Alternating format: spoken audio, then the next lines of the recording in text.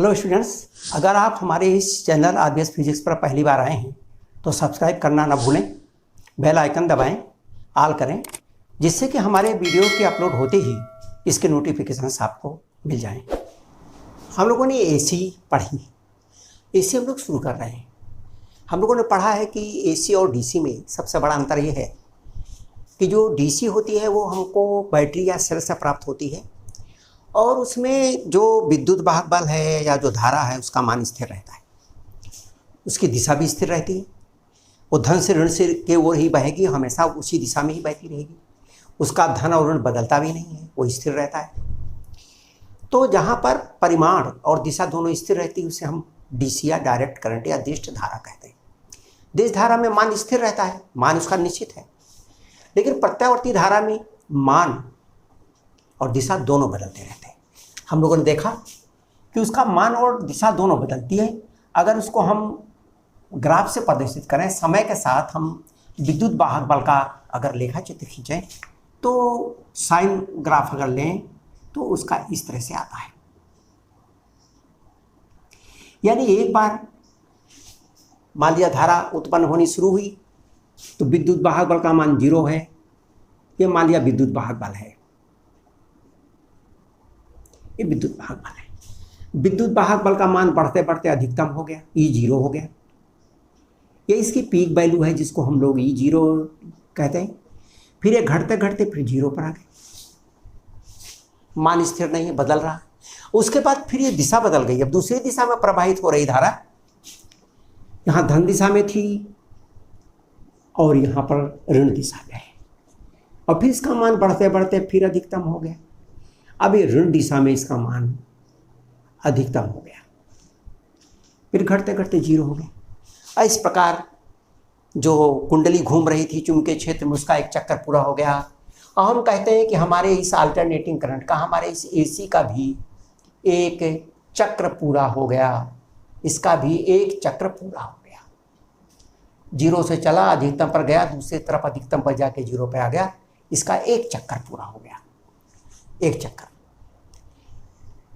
अब जो ये एक चक्कर पूरा हो गया तो सामान्यतः हम जो समीकरण लिखते हैं E = E0 sin omega T.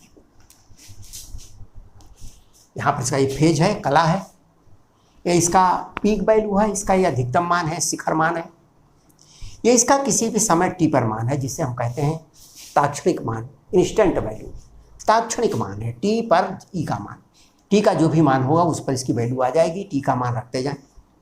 तो E = E0 sin omega T एक ताक्षणिक मान, विद्युत वाहक बल के ताक्षणिक मान का समीकरण है। यहाँ पर ये अधिकतम मान है, ये इसकी कला कहलाती है, इसको हम कला बोलते हैं, कला या फेज। कला या फेज आप पहले पढ़ चुके, जब भी फर्स्ट पेपर में पढ़ा होगा वहाँ कला आपने सरल आवर्तक में पढ़ा है कि कला ऐसी भौतिक राशि होती है जो कि किसी की दिशा और उसका परिमाण दोनों को बताती है। उदाहरण के तौर पर अगर इसको हम कला में लिखें तो 0 पर है, इसको हम 90 डिग्री कहते हैं। जब धारा 0 से चलकर अधिकतम पर पहुंचती है तो उसको हम कला में 90 डिग्री कहते हैं, π/2। फिर जो वो अधिकतम से अपने 0 पर फिर आ जाती है तो हम कहते हैं कि उसकी कला 180 हो गई। फिर वो जो दूसरी तरफ अधिकतम पर पहुंचती है तो 270 है, और फिर जब वो आ जाती है 360 पर तो अपने जगह पर फिर आ जाती है, हम कहते हैं 2π की कला हो गई। तो इस तरह इसकी जो ये कंपन है, ये इसके मान में जो परिवर्तन है, इसको हम कला में भी प्रदर्शित करते हैं। याद रखेंगे, एक चक्कर का मतलब कोण में अगर कहें, कला में कहें तो 2π हुआ। रेडियन में नापते हैं 2π और अंश में नापेंगे तो 360 अंश। तो ये जो हमारा टी, अगर इसको हम आवर्तकाल में नापते हैं तो एक कंपन के समय को तो कहते हैं टी। ये हुआ टी, ये हुआ आधा टी, यहाँ है 0। और अगर इसको हम कोण में नापते हैं तो ये 0 हुआ, यहाँ पर ये हो गया π/2, यहाँ पर ये हुआ π, यह हो गया 2 पाई बटा 2 और ये हो गया 2 पाई। एक कंपन पूरा हो गया है। तो कला में इसको हम रेडियन में लिखते हैं और इस तरह से लिखते हैं। अब यहाँ पर हमने आपको बताया कि इसमें सबसे बड़ी समस्या ये है कि इसका मान तो स्थिर नहीं। फिर हम कितने एम्पीयर की धारा बह रही है या ये विद्युत वाहक बल कितने वोल्ट का है, हम क्या कहेंगे? तो हमारे पास एक पहला तरीका तो ये है कि हम इसका औसत निकाल लें, लेकिन औसत इस पूरे का नहीं निकाल सकते हम। औसत अगर पूरे का निकालेंगे तो ये माइनस है, ये प्लस 0 हो जाएगा, जोड़ने पर ही 0 हो जाएगा, औसत नहीं निकल सकता।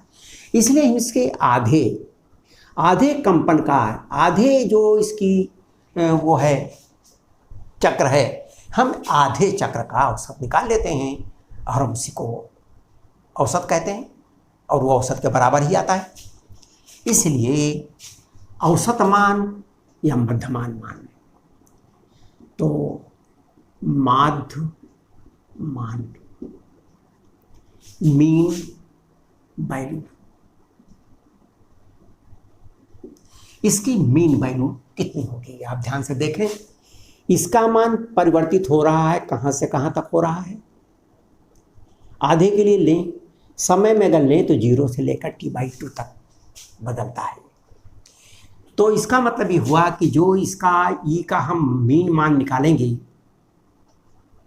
वो क्या करेंगे, हम यहाँ से लेकर इसकी इंस्टेंट वैल्यू को यहाँ तक जोड़ेंगे।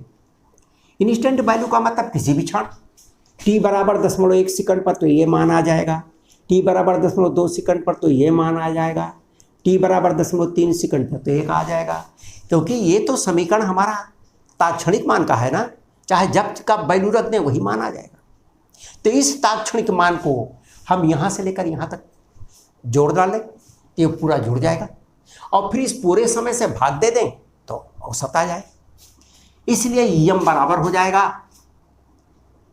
यम बराबर, हमने इसको जोड़ा, कहाँ से जोड़ा, 0 से लेकर के और T/2 तक जोड़ा, E0 sin omega t dt। जोड़ने के लिए हमने आपको बताया कि समाकलन,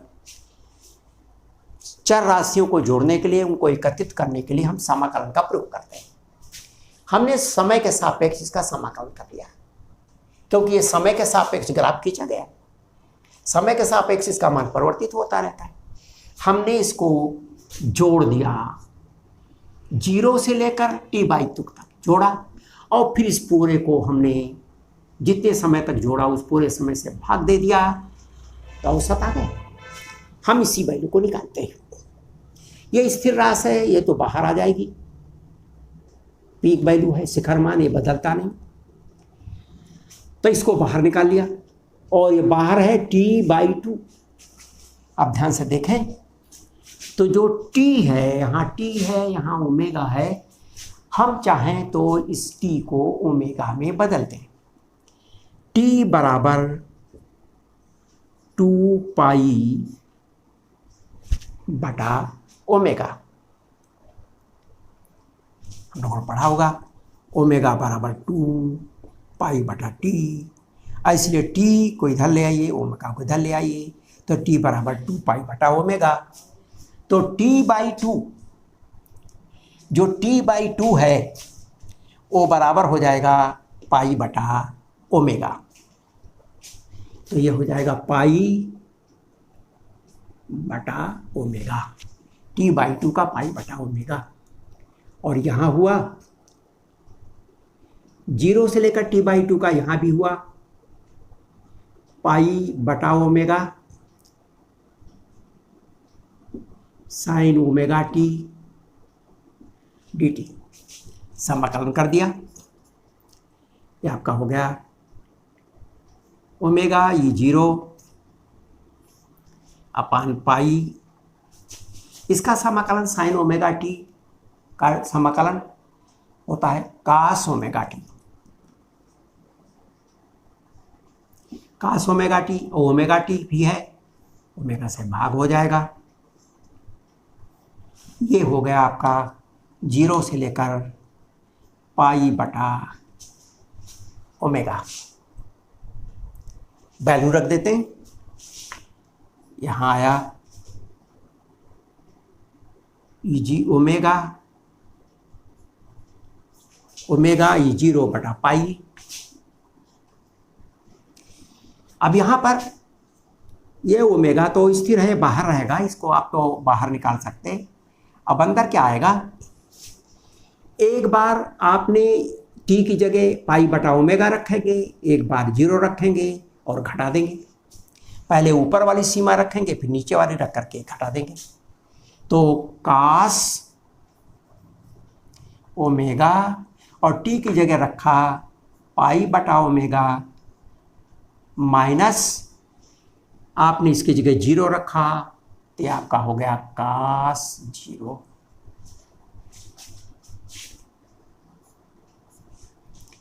ये वैल्यू आ गई, ये ओमेगा से ओमेगा कट गया, ई 0 अपान पाई, ओमेगा से ओमेगा कटा, कास पाई इक्वल टू -1।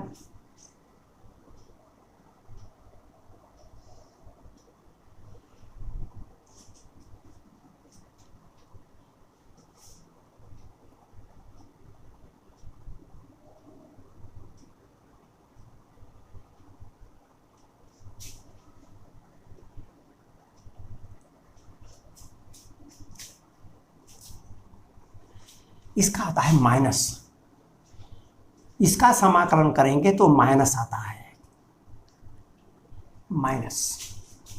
ये माइनस यहाँ रहता है, ध्यान रखेंगे, तो ये आपका प्लस हो जाएगा, ये ठीक है। तो ये आपका आ गया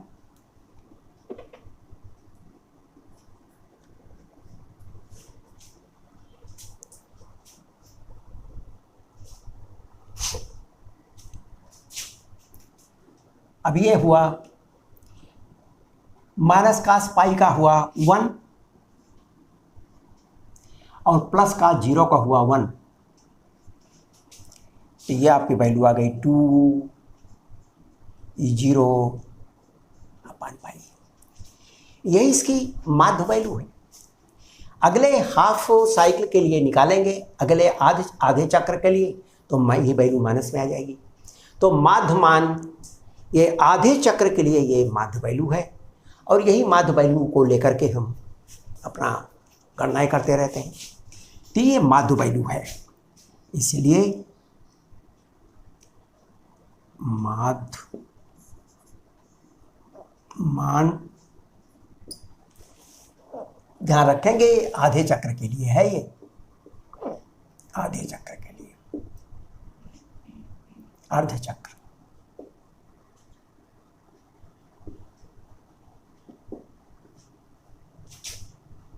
ये अर्ध चक्र के लिए ही निकाला है, इसलिए माध्य मान ई एम बराबर E2 E0 अपान पाई। अब इसका मान निकालेंगे 2 बटा पाई का, तो ये लगभग आएगा 0.63 8 या 7 के करीब आता है, इंटू E0 लगभग ऐसे आता है। अब इसका अगर भाग दे देंगे पाई से, तो ये आएगा आपका 2 बटा 22 बटे 7।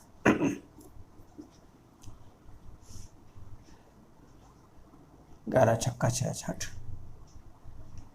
4 7 40, 11 3 33,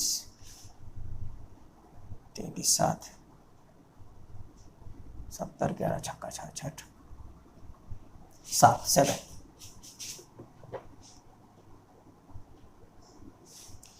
लगभग इसकी वैल्यू इतनी आती है 0.637 E0।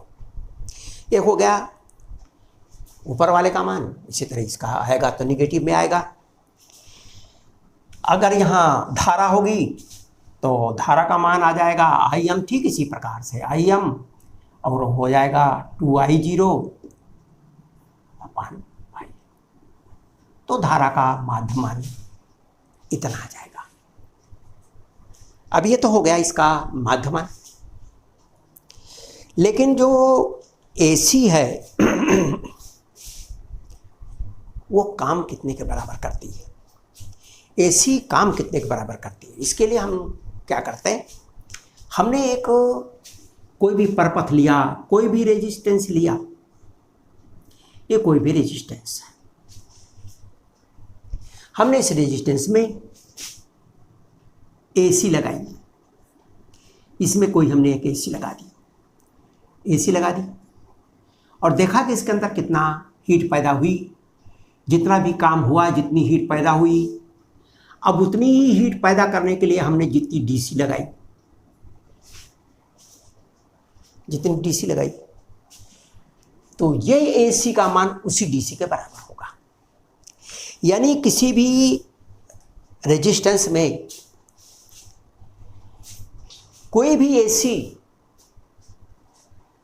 जितना काम करती है उतना ही कार्य जिस डीसी के द्वारा होता है उस डीसी को उस एसी का डीसी मान या उसका आभासी मान कहते हैं, या उसी को हम दिष्ट मान कहते हैं। इसका मतलब यह है कि हम जो माध्य मान निकालते हैं उसके बराबर वो एसी काम नहीं करती। एसी जितने के बराबर काम करती है उसे हम उसका डीसी मान या आभासी मान कहते हैं। डीसी मान या आभासी मान।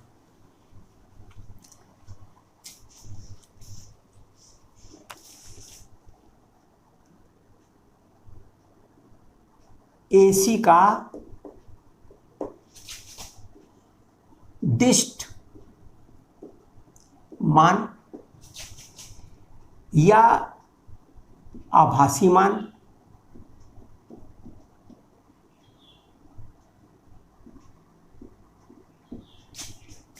या वर्ग माध्य मूल मान, हम इसको कह सकते हैं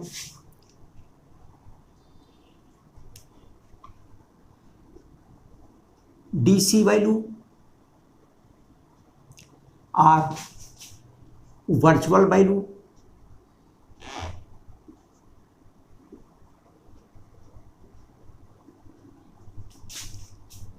और RMS वैल्यू।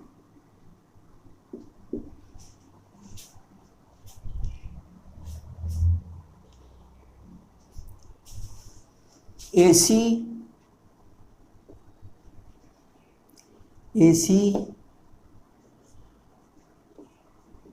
जितने डीसी के तुल्य ऊष्मा पैदा करती है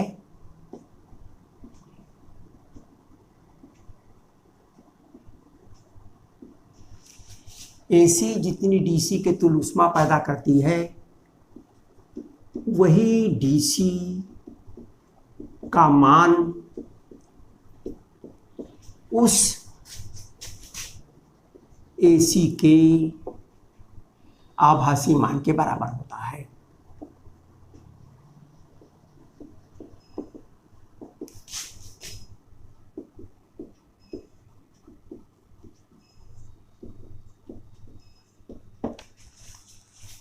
यानी एसी जितने डीसी के तुल्य ऊष्मा पैदा करती है या जितनी डीसी के तुल्य कार्य करती है। मान लीजिए हमारे पास कोई रेजिस्टेंस है और उस रेजिस्टेंस में हमने एक एसी लगा दी। ये रेजिस्टेंस है, इस रेजिस्टेंस में हमने एसी लगाई, ये एसी हमने लगा दी। ये जितना कार्य करती है उतना ही कार्य 5 एम्पियर की डीसी करती है। ये एसी इसमें उतनी ही ऊष्मा पैदा करती है 5 एम्पियर के डीसी जितना पैदा करती है और इसलिए इसका मान हो गया 5 एम्पियर। ये 5 एम्पियर हो गई, जबकि ये 5 एम्पियर नहीं है, तो बदल रहा है इसका मान। इसकी वैल्यू तो चेंज हो रही है, लेकिन इसकी वैल्यू चेंज होने के बाद भी ये काम करती है वो 5 एम्पियर के बराबर करती है। इसलिए ये जो 5 एम्पियर वैल्यू जितने डीसी के बराबर ये काम कर रही है, हम कहते हैं इसका मान भी वही है जितने के बराबर काम करती है। यानी कोई भी डीसी अगर 20 वोल्ट, कोई भी एसी 20 वोल्ट डीसी के बराबर काम करती है तो उस एसी का मान 20 वोल्ट होगा, उसका आभासी मान 20 वोल्ट होगा। तो कोई भी एसी जितनी डीसी के बराबर काम करती है वो डीसी का मान ही उस एसी का आभासी मान कहलाता है। एसी का मान फिक्स नहीं, वो तो बदल रहा है, लेकिन ये एसी का जो मान है, एसी का जो ये आभासी मान है जितने के बराबर ये काम करती है एसी, या उसका वैल्यू जो है वो कैसे हम निकालें, कितना होगा ये।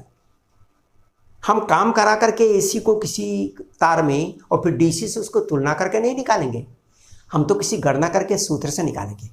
इसलिए एसी का वर्ग माध्य मूल मान, जो वर्ग माध्य मूल मान होगा वही उसका आभासी मान होगा, वही उसका दिष्ट मान होगा या डीसी मान होगा।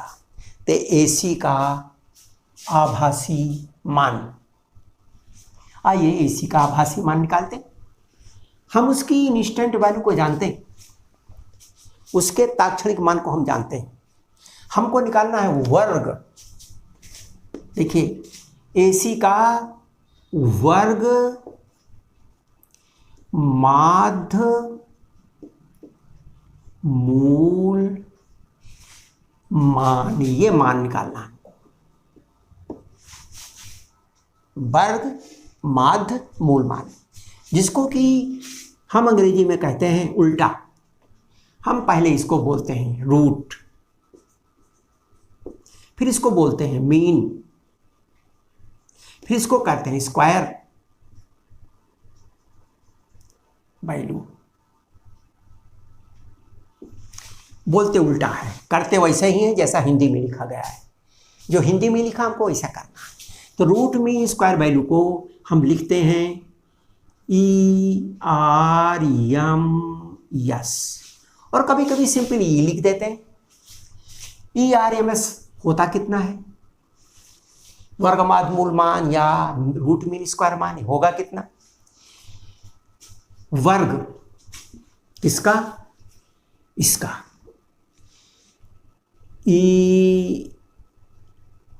इसका इंस्टेंट वैल्यू यानी ई का वर्ग,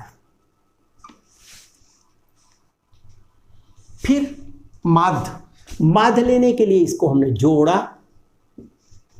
पूरा जोड़ गए। कहां से कहां तक जोड़े, पूरे एक चक्र के लिए 0 से लेकर T तक जोड़ गए, वर्ग किया और जोड़ गए, और फिर माध्य ले लिया, यानी उसी T से हमने इसको भाग दे दिया। तो ये हो गया वर्ग माध्य, और फिर इसी का हमने वर्गमूल ले लिया, तो मूल भी हो गया। तो हम उसका इंस्टेंट वैल्यू का जो तात्क्षणिक मान है उसका वर्ग करेंगे, फिर उसको जोड़ करके और फिर हम उसको उसी समय से पूरे भाग दे देंगे, और फिर उसका वर्गमूल ले लेंगे, तो वर्ग मूल मान ज्ञात हो जाएगा। तो आइए इसको निकालते हैं। ये बराबर हो जाएगा वर्गमूल, किसका वर्गमूल, पहले तो हम जोड़ेंगे, किसको जोड़ेंगे, जोड़ेंगे 0 से लेकर T तक ई को, और ई का मान हम जानते हैं कि जो हमारा ई है वो ये है,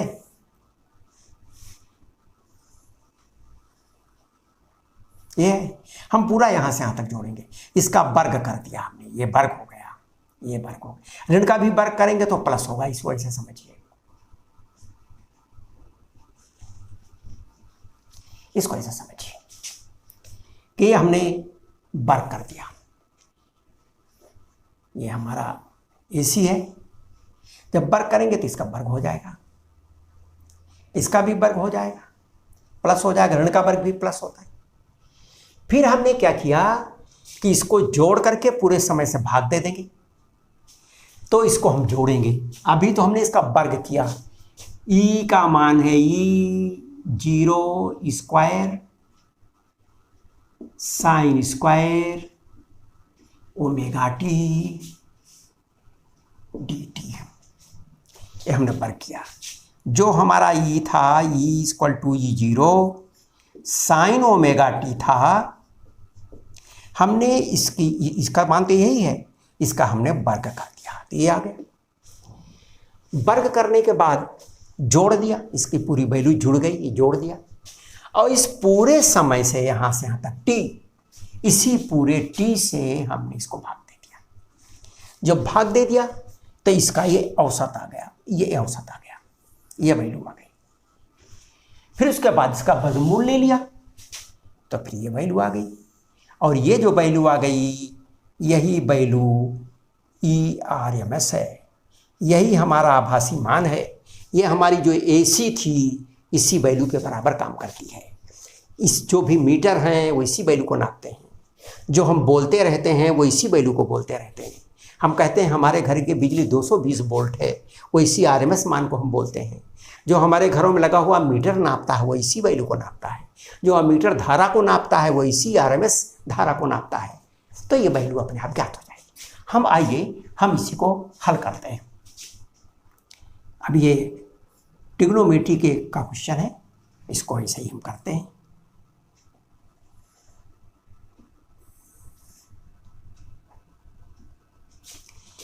ये E0 तो बाहर आ जाएगा, E0 स्क्वायर बाहर आया, इसके बाहर आ जाएगा तो ये हुआ E0, क्योंकि ये कांस्टेंट है।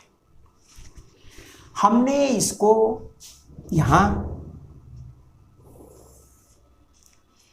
नीचे है T, ये 2 से हमने गुणा किया, ये ऊपर नीचे, तो ऊपर हो गया 2 sine square omega T D T, 2 से ऊपर नीचे गुणा कर दिया। और नीचे यहां पर है T, इस T की जगह हमने रख दिया ओमेगा 2 पाई बटा ओमेगा। T बराबर 2 पाई बटा ओमेगा।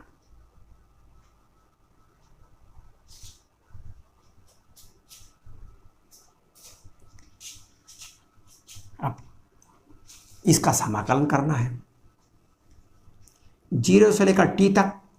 T की जगह हमने यही रखा 2 पाई बटा ओमेगा। अब देखिए 2 sine square omega T square है, हम इस 2 साइन स्क्वायर को खत्म करने के लिए हमने 2 से ऊपर नीचे गुणा किया था। आप यहां देखें cos 2 omega T, cos 2 omega T, cos 2 theta बराबर 1 minus 2 sine square omega T. 1 minus 2 sine square omega T बराबर cos 2 ओमेगा टी। और इसीलिए 2 sine square omega T, 2 sine square omega T बराबर 1 माइनस cos 2 ओमेगा टी।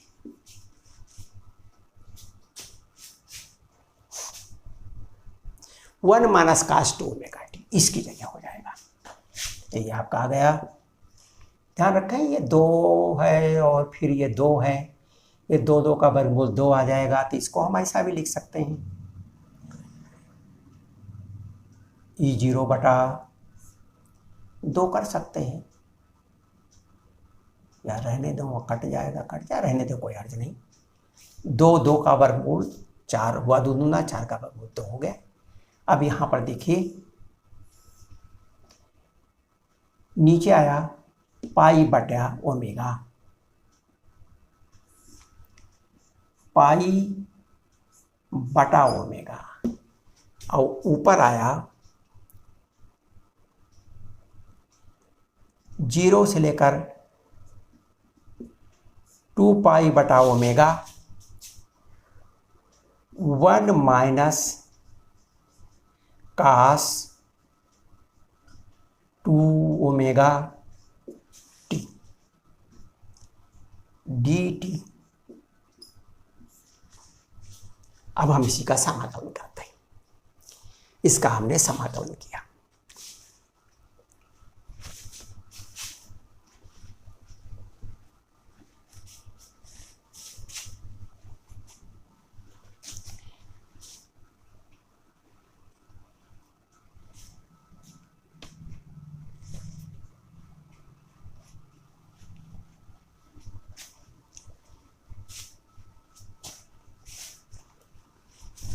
आइए इसको समाकलन करते हैं।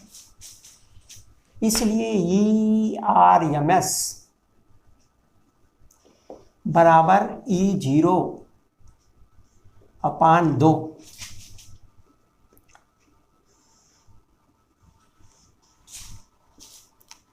ये हुआ 1 का dt बराबर हुआ t।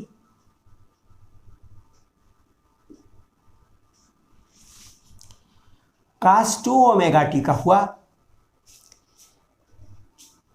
sin 2 omega T upon 2 omega minus sin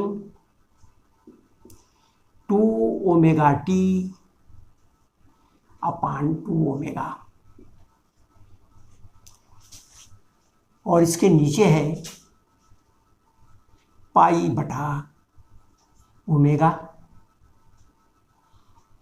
और इसकी जो वैल्यू है ये 0 to 2 पाई बटा ओमेगा। ये बराबर आया E0 अपान 2। एक बार t की जगह और यहाँ t की जगह इसको रखेंगे, तो यहाँ रखा t की जगह तो आ गया 2 पाई बटा ओमेगा माइनस साइन 2 ओमेगा और टी की जगह रखा 2 पाई बटा ओमेगा और फिर टोटल बटा 2 ओमेगा। एक बार तो हमने ये रखा, उसके बाद फिर इनकी सबकी जगह 0 रखा और घटा दिया।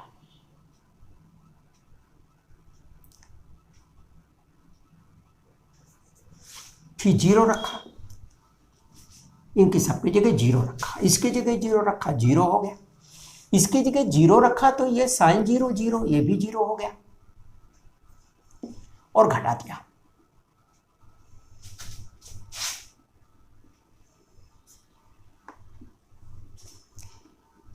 और फिर उसके बाद नीचे है पाई बटा ओमेगा।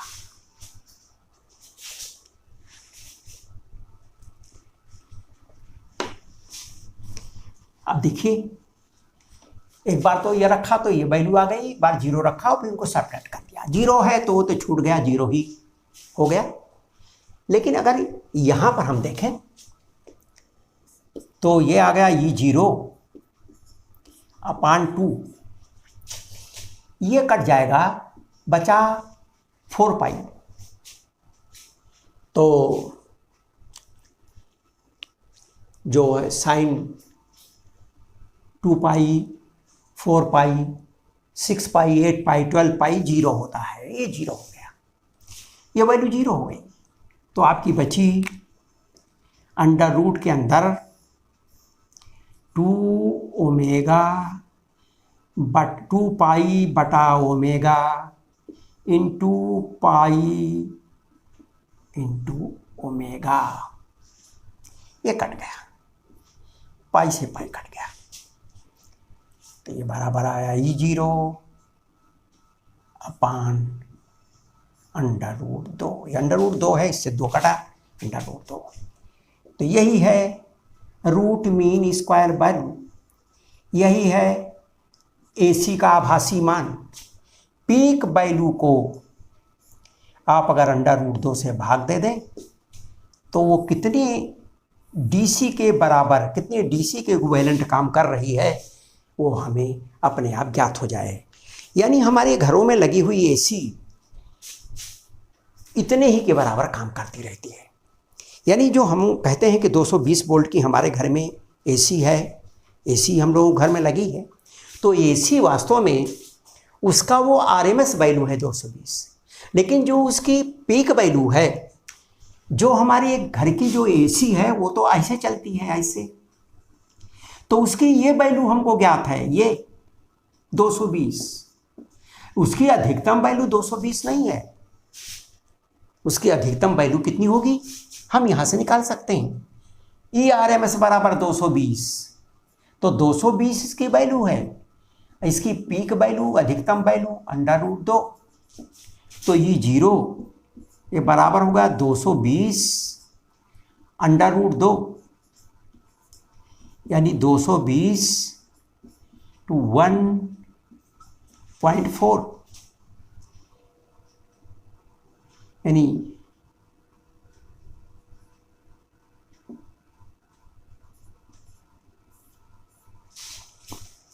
This is 308 volt. तो जो एसी है हमारे दिमाग में तो रहती है कि यार इसकी वैल्यू 220 वोल्ट है, लेकिन 220 वोल्ट नहीं होती, वो होती है मैक्सिमम वैल्यू से 308 वोल्ट। तो हमें जो करंट लगती है वो जहाँ 0 वोल्ट की लगती है उसी में हमको 308 वोल्ट की भी करंट लगती है। अधिकतम जो हमको झटका लगता है वो 308 वोल्ट का लगता है। हम कहते हैं 220 वोल्ट की है, 220 वोल्ट के डीसी के बराबर वो काम करती है, इसलिए हम कहते हैं कि ये हमारी एसी 220 वोल्ट की है। तो ये 220 वोल्ट क्या है, उस एसी का डीसी मान है या उसका आरएमएस मान है, रूट मीन स्क्वायर मान है या वर्ग माध्य मूल मान है। और इसीलिए हम वर्ग माध्य मूल मान का इस्तेमाल करते रहते हैं, क्योंकि उसी के बराबर वो एसी काम करती है। तो ये हो गया ये 0/√2। ऐसे प्रकार धारा निकालनी होगी तो हमारा धारा का जो आरएमएस वैल्यू होगी वो बराबर हो जाएगी इसकी जो शिखर मान है बटा √2 के बराबर हो जाएगी। इसका मतलब ये हुआ कि अगर 10 एम्पियर की करंट कहीं बह रही है तो वास्तव में 10 एम्पियर की नहीं बहती, वो 10 √2 यानी 10 × 1.4 यानी 14 एम्पियर की बहती है। अधिकतम मान उसका 14 एम्पियर रहता है, लेकिन न्यूनतम उसका 0 भी रहता है, क्योंकि उसकी वैल्यू 0 और अधिकतम के बीच बदलती रहती है। तो ये हो गया हमारा एसी के बारे में। और ये हमारे जो इलेक्ट्रिसिटी का हम लोगों का पहला पार्ट है, उसी का ये लास्ट चैप्टर, लास्ट बट 1 है। वीडियो देखने के लिए बहुत बहुत धन्यवाद। यदि इस चैप्टर में किसी भी प्रकार का डाउट होता है तो आप हमारे कमेंट सेक्शन अथवा हमारे सोशल साइट्स पर जाकर पूछ सकते हैं, जिसका लिंक हमारे डिस्क्रिप्शन पर दिया हुआ है।